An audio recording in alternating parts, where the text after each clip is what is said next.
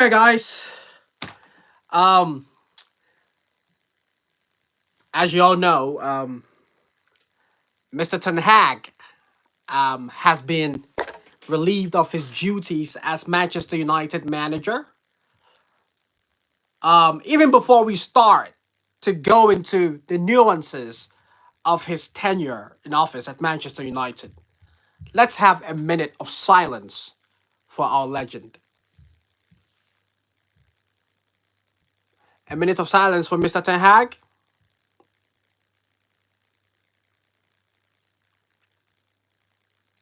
Okay, now it's over. Um, I've had someone say it's sad news. Is it really? Is it really sad news? Um, some Manchester United fans would probably beg to differ. Um, has he been given way too much time than he deserved? Some people would say yes. I see someone say I'm too happy. I'm not that happy. I'm not that happy because I was coming to a point where I was starting to actually relish this, that this man is my perennial source of joy. Why should I be happy for him to get out of his job? You know what I'm saying? I want him to stay and consistently provide me with the kind of delight that he's been providing me with for the last, what, 2 3 years. So yeah, that's definitely something I'm very thankful to him for. Football has become boring these days, especially with Barcelona's laughable period being over. Football was a bit boring for me, and Ten Hag really filled in that void.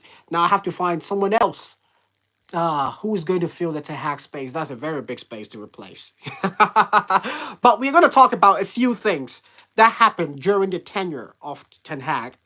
We're going to talk about, we've already given him his minute of silence. We're going to speak about the Ronaldo issue. We're going to speak about a few other things. Yeah, we're going to speak about the Ronaldo issue. We're going to speak about his results. We're going to speak about his trophies. We're going to speak about some unwanted records that he has. He had some really unwanted records, and we're going to speak about all that now today. All right. So the first thing we're going to talk about is Ten Hag was brought in to be someone who would instigate a revolution, because Manchester United thought that they had been downtrodden for a very long period of time, with Ole Gunnar Solskjaer, and what's the other guy? Ralph Rangnick, the professor, the guy who speaks English a lot. Yeah. So with Ole and I see someone say Lopetegui will fill his void. You see, I'm not really a fan of Lopetegui, as you already know. But at the same time, I feel like Lopetegui dropping now affects my boy Kudus invariably. So it's a bit of a, I don't really know what to. Yesterday, I didn't like Lopetegui to win because Kudus was not part of the game. But when Kudus comes on, I don't want Kudus to be consistently losing. So it makes it a bit funny, makes it a bit tricky for me. I'll find out who replaces that void. But yeah, back to what I was saying. He took over the team at a period that the team thought that they needed a stark revolution. They decided that they didn't need Mr. Rangnick, so they got rid of Mr. Rangnick and decided to bring in someone who was a serial winner and who would be capable of maintaining the levels congruent with the team's history. Yeah. Now what happened? Mr. Ten Hag comes in his first season. Yeah, in his first few months to the game, to the job, he got beaten 7-0 by arch rivals Liverpool. Yeah, that's one of the records that he set. Now I'll come back to that. Yeah, and then he got into it. He got into a kind of a rift with Ronaldo. And obviously, Ronaldo having his kind of mindset, he didn't really feel that he belonged to what was going on at Manchester United, and also the absence of tactical know-how on the side of Erik Ten Hag, and also let's say interpersonal disrespect that Ronaldo felt. In that issue, I think is a very convoluted issue to digest. I think it's really difficult to find who was right, who was wrong. But then again, the same sequence repeats with a player like I see someone saying, Burnett is saying that he sees happiness on my face. Burnett, there should be happiness on your face because it's your team. Are you not happy?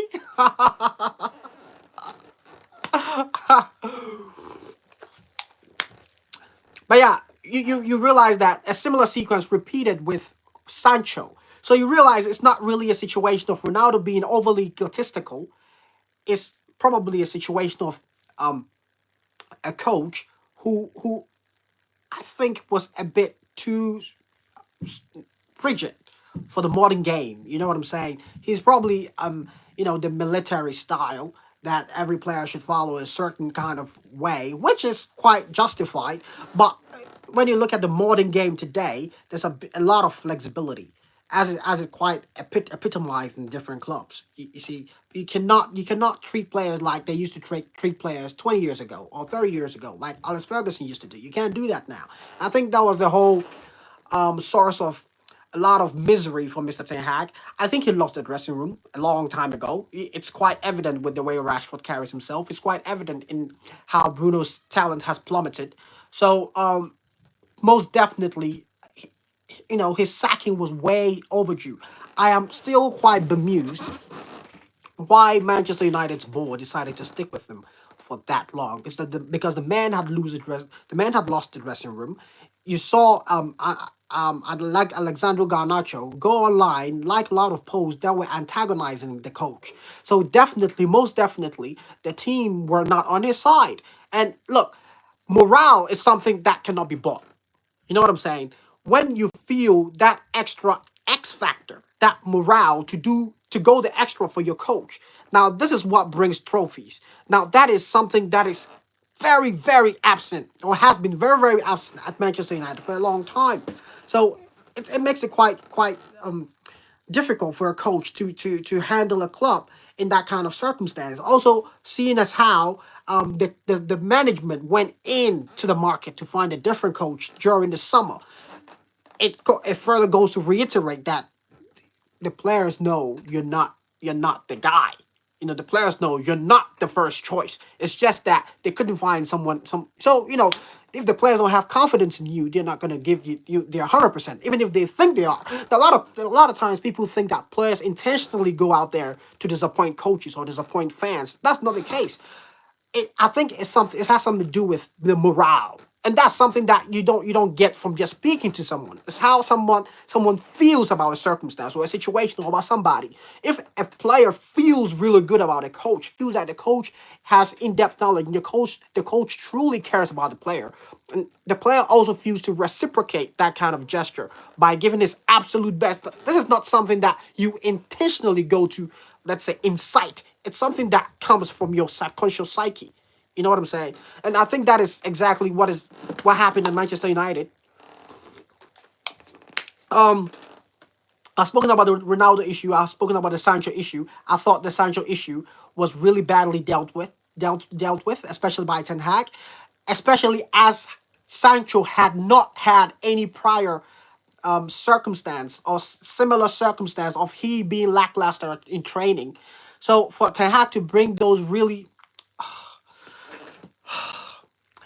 concerning comments about a player, I thought that was a bit too brutal, and I'm not really surprised, or I wasn't really surprised that Sancho responded in that kind of manner. But at the same time, you could also make a case for Ten Hag saying that Sancho as a player should not go online to castigate his coach. So both sides there were errors. Yeah.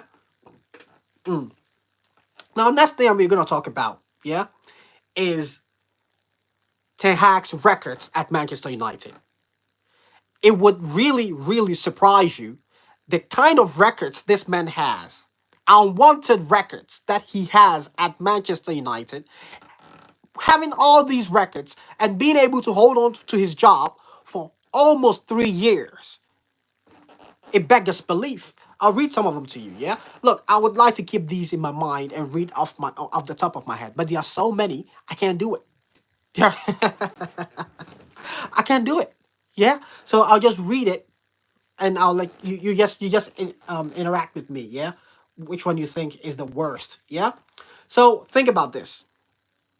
Now, the first one is that Galatasaray, yeah, Galatasaray had not won a game on English soil for 117 years of their existence. The 117 years of Galatasaray's entire history, they had never won a game on English soil. Guess what?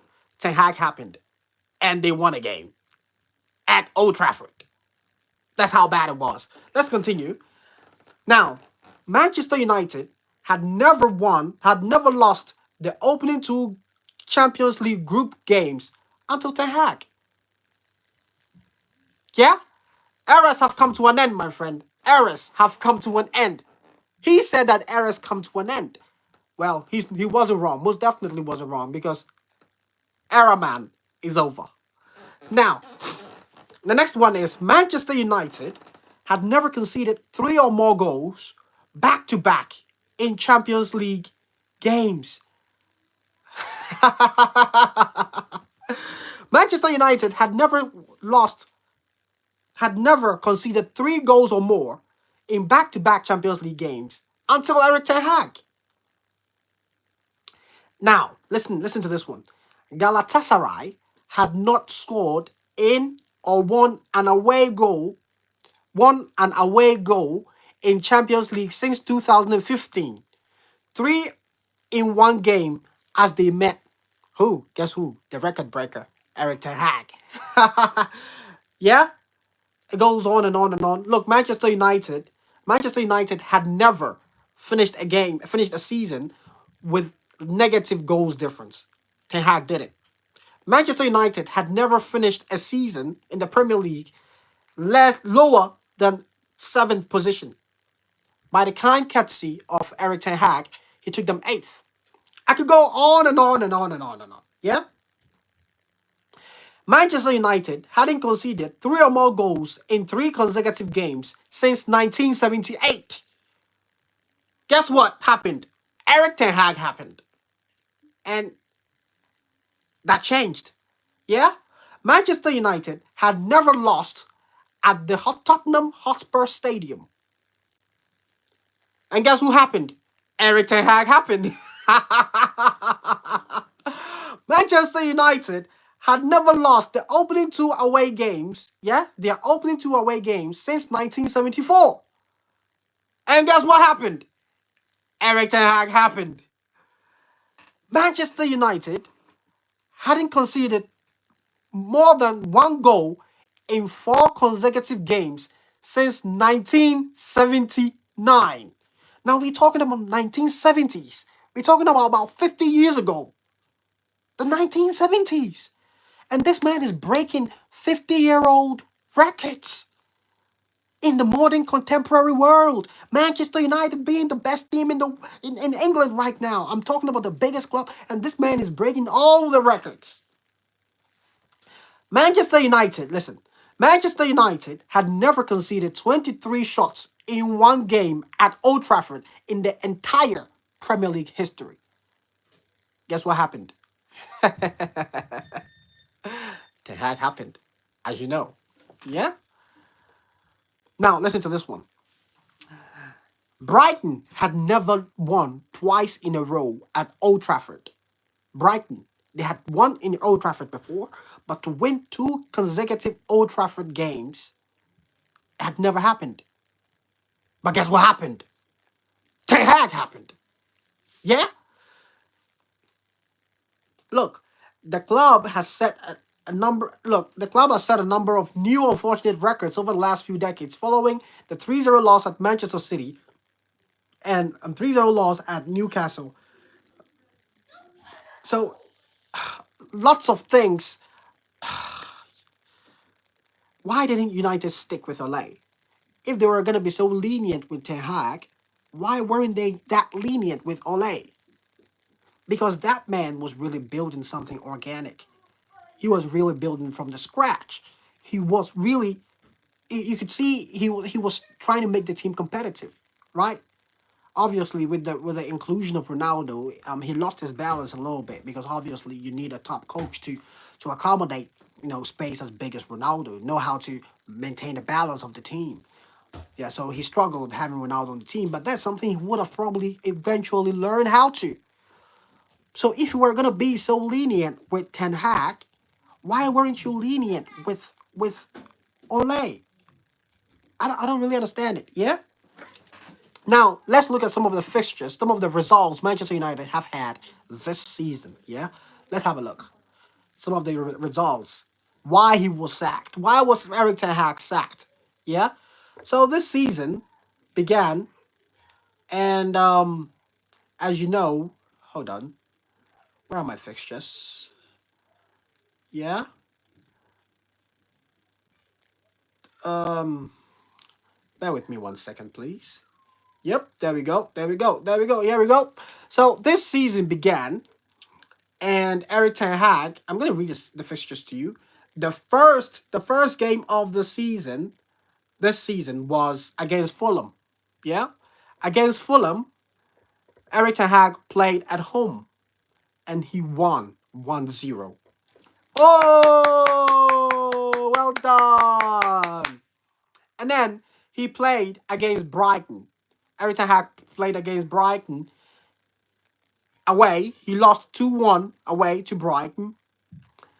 Then he traveled to Liverpool. No, he didn't travel to Liverpool. He played at home to Liverpool, and he lost 3-0 at home to Liverpool.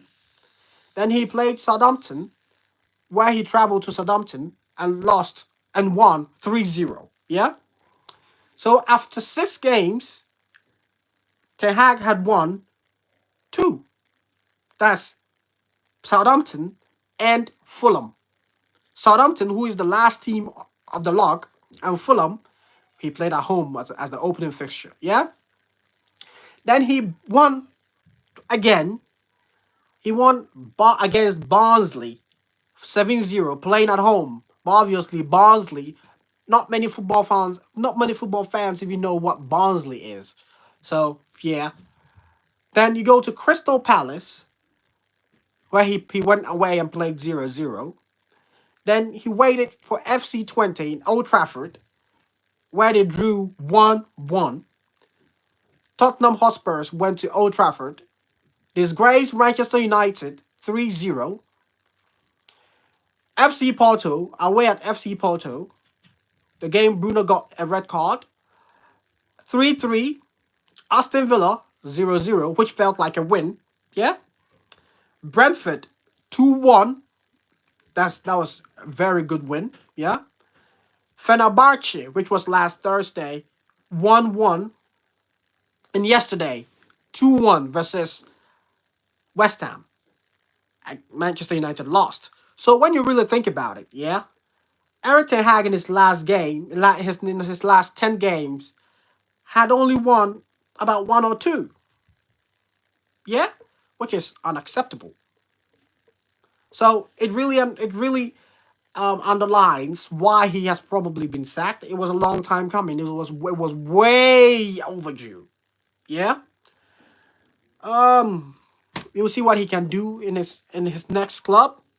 Now, who do you think should be Manchester United's next coach? Who do you think Manchester United should bring in? Some people, I think Ruud van Nistelrooy will be interim, which was something I speculated at the start of the season that they had brought in Van Nistelrooy to wait in for Ten Hag to be sacked. So Van Nistelrooy, walks in as the new manager.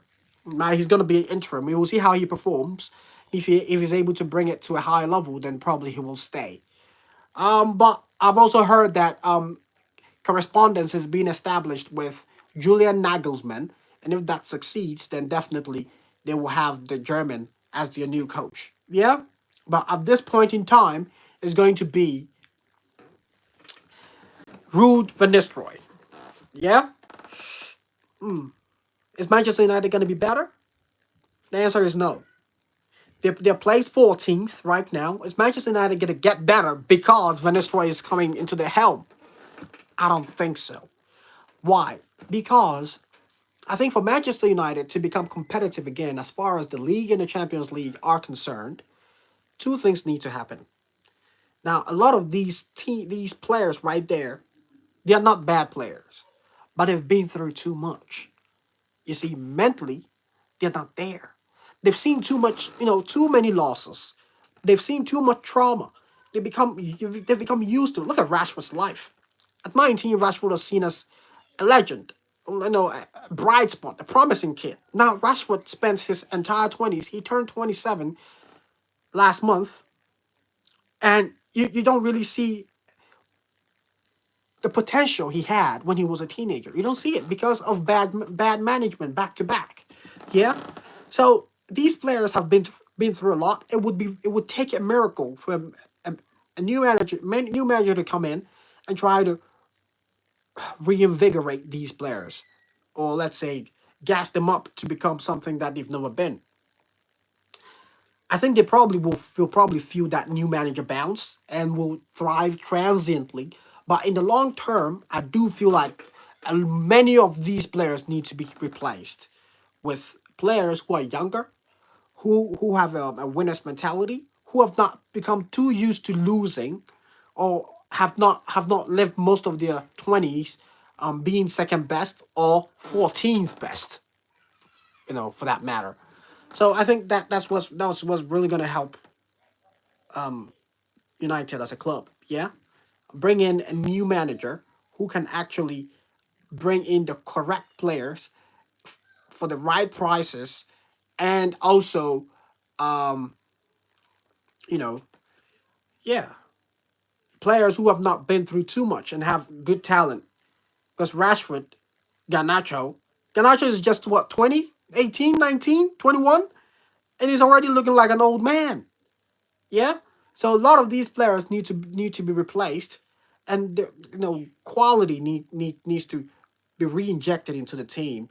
I'm not only talking about football quality. I'm also talking about mental quality. Players with good mentality, players with a winner's mentality. You know what I'm saying? And in that way, the team will be able to um, go back to where what it used to be. But as it stands right now, I don't really see it. Yeah. All right. That's it for our Ten Hag. Would you like to listen to the Ten Hag song we played the other time? Yeah. Do you remember? Do you remember we played the Ten Hag song the other time? What was it? Since he's gone now, we'll probably play it for one last time. Yeah. How did it go? Um.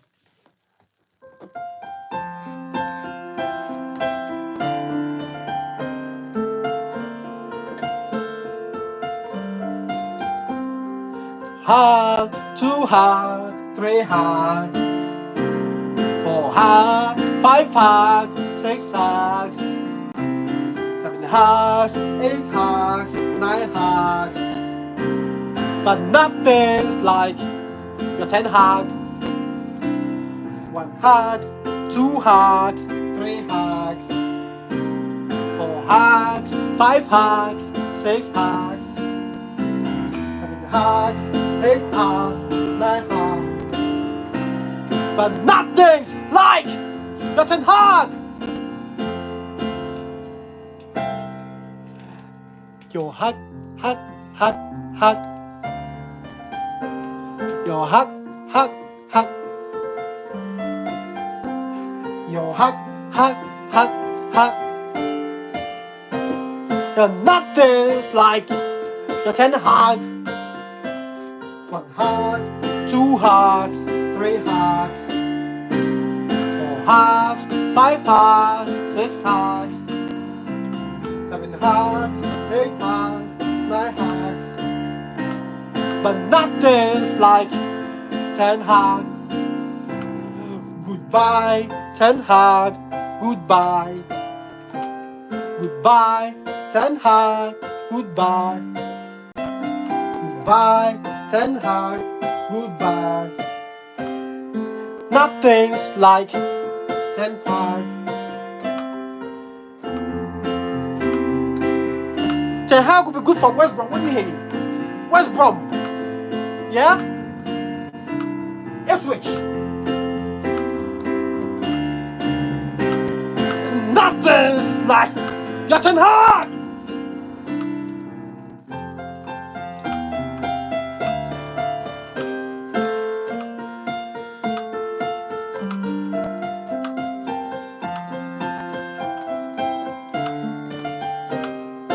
Nothing's like Ten Hag. Now I'm gonna mention some teams I think Ten Hag would be good for. Which teams? Give me some examples. Which teams? West Brom. Who else? West Ham? No, too good. Nottingham. Nottingham is doing well. Southampton. Yeah? Give me some examples of teams you think Ten Hag will be good at. Can you please help me?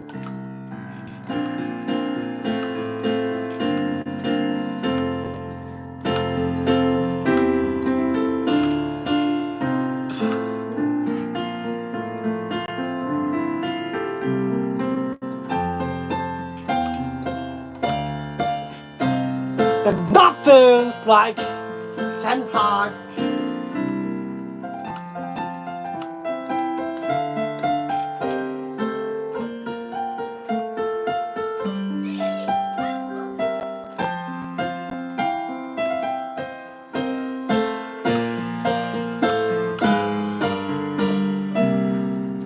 Nottingham Forest. FC 20.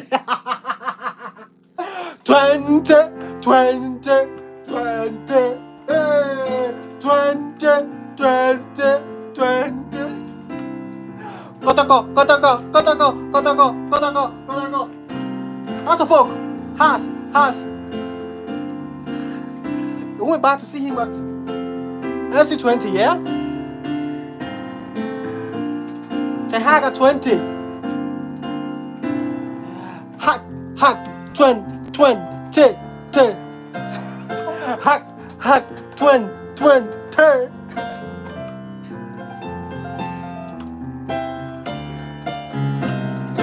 Nothing's like Ten Hag.